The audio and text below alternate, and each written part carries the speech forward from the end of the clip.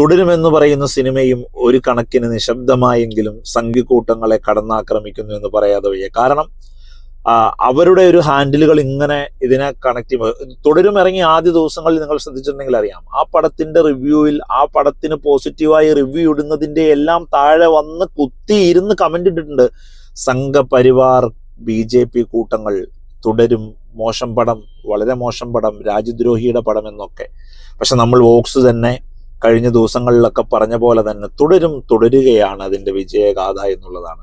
Continuous ആയി മലയാള cinema തിയേറ്ററുകളിൽ മാത്രമല്ല 100 കോടി കേരളത്തിൽ മാത്രം കളക്ട് ചെയ്യുന്ന ആദ്യ സിനിമയായി മാറുന്നു തുടരും എന്നുള്ള ഒരു പുതിയ വാർത്ത കൂടി ഇപ്പോൾ പുറത്തു വരുന്നുണ്ട്. അപ്പോൾ ഇപ്പോഴും ഈ കഴിഞ്ഞ വീക്കെൻഡുകളിൽ പോലും ഇറങ്ങി 3 ആഴ്ച പിന്നിടുമ്പോഴും ടിക്കറ്റുകൾ കിട്ടാതെ ഫാമിലികൾ പടത്തിന് കയറാൻ കഴിയാതിരിക്കുന്ന ഒരു സാഹചര്യമാണുള്ളത്. അപ്പം മോഹൻലാലിനെ സംബന്ധിച്ചിടത്തോളം ആളുകൾ കാത്തിരുന്ന ലാലേട്ടൻ സിനിമയിൽ ഇങ്ങനെ വന്നപ്പോൾ എല്ലാം മറന്ന്, വിവാദങ്ങളെല്ലാം മറന്ന് ആളുകൾ കയറുകയാണ്. മലയാളികൾ അങ്ങനെയാണ്. മലയാളികൾ വലിയ നായക പരിവേഷമുള്ളതോ അല്ലെങ്കിൽ വലിയ സൂപ്പർ സ്റ്റാർഡമുള്ള പടങ്ങളൊന്നുമല്ല.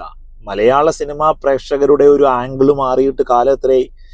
ഒരു ഫേസ് വാല്യൂവും ഇല്ലാത്ത പുതിയ നടന്മാർക്ക് ഇവിടെ വന്ന് കോടികൾ അടിക്കുന്ന രീതിയിൽ, വലിയ രീതിയിലുള്ള ഇനീഷ്യൽ പുൾ ഉണ്ടാക്കുന്ന രീതിയിലൊക്കെ മലയാള സിനിമ മാറിയ സാഹചര്യത്തിലാണ് കാണാൻ ആഗ്രഹിച്ച പോലെ ലാലേട്ടനെ തരുൺമൂർത്തി ഇങ്ങനെ വിസ്മയ കാഴ്ചയായി ഒരുക്കി വെച്ചിരിക്കുന്നത് എന്നുള്ളതാണ്. അപ്പോൾ ലാലേട്ടൻ തുടരും, അല്ലാതെ ഒന്നും പറയാനില്ല. ശക്തമായി അദ്ദേഹം തുടരട്ടെ.